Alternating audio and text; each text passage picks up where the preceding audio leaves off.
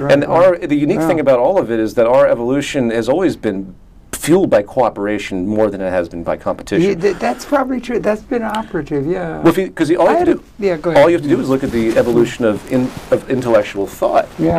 and what is underneath all of that. Yeah. The sharing of information. Yeah. Even in the most competitive environments, people will, some cell phone company makes something over here, Yeah. they hoard their proprietary knowledge, they don't want to release what they're doing. Right. Another one over here has some other information, but they basically have the same root information. But they release this phone here with some idea, the idea becomes public, they adapt the idea, they improve it, so you have this back and forth. Yeah. But what that's competitive, right? Yeah. What underlies it? Sharing of information. Yeah. So it's that's still true. sharing. That is true. So you and I we didn't invent our words. Yeah. All the things that we talk about intellectually, they are literally developed from literally millions of years of the source of communication. You go back to almost the start of molecular biology to see how we've evolved to think the way we do, why we have the hands we do. So everything's interconnected. And I'll say one more point on that. Yeah, okay. There's a property notion in society. Yeah. And people think, okay, well, I own my phone. Well, you don't own your phone. You didn't develop the ideas that made that. You didn't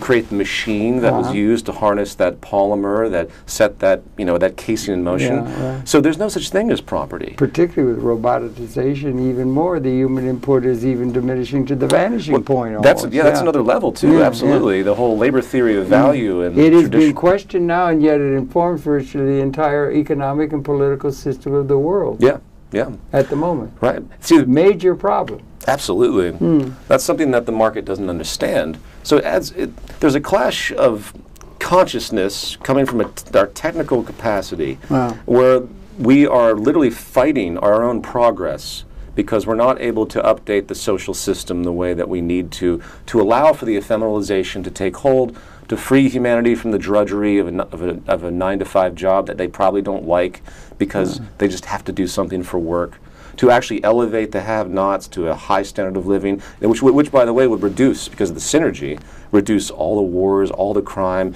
all the, the greatest predictor of child abuse is poverty. Absolutely. I mean, if you want, and what happens when people are poor and they grow up and they're abused?